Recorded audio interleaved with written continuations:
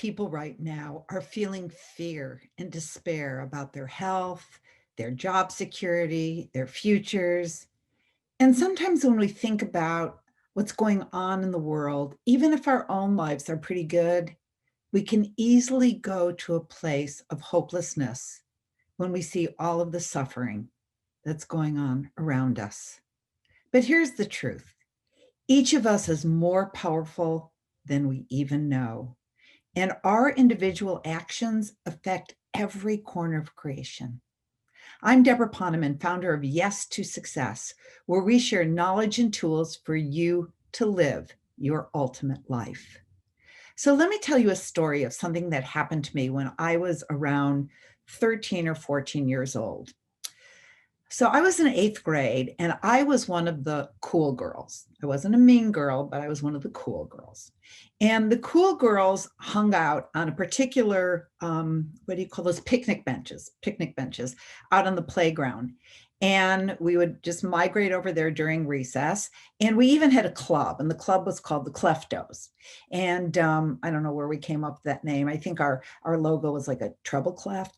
Anyway, the name of our club was called the Cleftos, and it was like the dream of every eighth grade girl to be a Clefto. But we were very selective. And one day, two of the girls in the Cleftos brought another girl over to our picnic table and said to her, "We've talked about it and we made the decision that we are going to invite you to be a Clefto." And the light in this girl's eyes would have lit up the entire universe. She was so excited. It was as if somebody had given her $1 million. No, actually, it was so much worth so much more than $1 million to her. Just the happiness that just spilled out from her heart. And then those two girls said, "We're just kidding. We would never let you be a Clefto."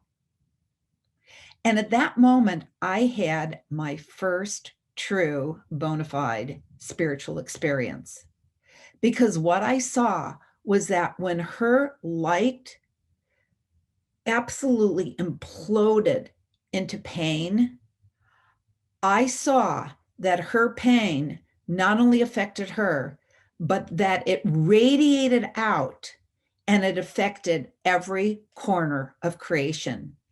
I saw with my own inner eye that the world was like a matrix and that we were all interconnected, and one person's pain is everyone's pain. And I also saw that her pain reflected back at the two girls who had caused it and caused this darkness to envelop them. And I remember in my little 14-year-old mind thinking, I will never, ever, ever do anything that harms anyone or anything in creation. I saw what happened and I wanted to have none of it. Well, I've tried to keep that promise to myself, that commitment to myself, and I've been pretty good. And it was a long time ago, but have I been perfect? Well, of course not by a long shot. But do I forgive myself when I'm not perfect? Yes, I do. Because there is no reason, as my friend Byron Katie says, to put pain on pain. So what I do when I go off track is I put my hand on my heart and I breathe into that space. Putting your hand on your heart stimulates the oxytocin, which is the feel-good hormone. And I just say to myself, I forgive you. You are doing the best you can. But if you really want to have an impact on the world, you may also want to go and ask forgiveness from the person. I mean, every time you scream at your kids or you're nasty to your neighbor because she won't cut the trees that are on your side of the fence, or you lay on the horn when someone cuts you off, even though they might not have even seen you, or even when you just roll your eyes behind somebody's back, it all harms all of creation. But you can undo that harm and bring in an exponential amount of grace-filled light by going back and saying, I'm really sorry I said that. I actually think you're a wonderful neighbor, and I am so fortunate to live next door to you. Now, I know that many of you are aware of the work of Masaru Emoto. He's the man who he wrote the book called Messages from Water. And his research absolutely confirms the impact of our words and thoughts on all of creation. Dr. Emoto was a renowned Japanese scientist, for those of you who don't know, and he actually provided factual evidence that human thoughts, words, and even feelings affect the world around us. His research was done on how vibration affects the molecular structure of water. And he originally took water from various sources and he froze it, and he photographed it with some kind of high-speed photography. And his first photos were of the water that was in a river, that's what it's called, a river, way up in the mountains outside of Seijo, Japan. And then he took photos of water from the same river after it flowed through an industrial area of Seijo. And the original pictures were beautiful, breathtaking crystalline structures. And after it had gone through the industrial area, the crystals were all distorted and really not really pretty to look at. Then Emoto furthered his research when he discovered that water actually responded to outside stimuli like music. So in the next phase of his research, he took a neutral source of water and played music. Then he froze the water and he photographed the crystals. And what he found was that when he played beautiful music like Bach, the crystals were again breathtaking. And when he played heavy metal music, the crystals were all ugly and distorted. They weren't even crystals. They were like squares and just kind of all kinds of distorted objects laid on top of each other is what they looked like.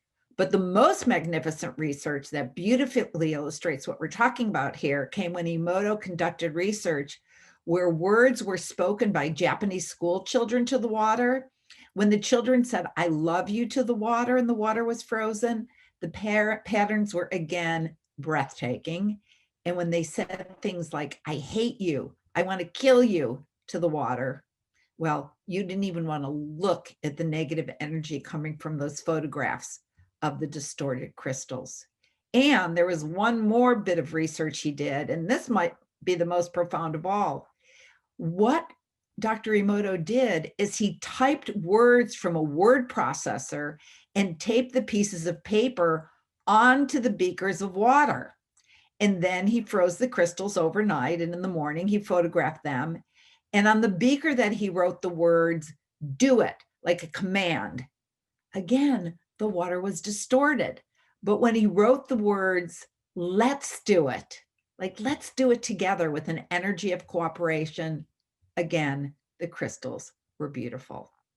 So since 70% of our bodies and the body of Mother Earth are made up of water, every word we speak, the music we play, the words we type have a concrete effect on not only ourselves, but on others and on the planet as a whole. I mean, do you realize that if you speak harsh words and the person doesn't even physically hear you, it still affects 70% of his or her body as well as your own? So if we want to contribute to a world that is at peace, we need to be quicker to praise and slower to criticize. We need to say, "Can you please get those papers for me?" instead of, "Will you get those papers for me?" And even if we have to say no, we always say no with a yes attitude. And if you ever doubt that you're making a difference in the world, just remember that everything is energy and we are all connected by the matrix. And you are more powerful than you can even imagine. So thank you for listening, and I send you my love.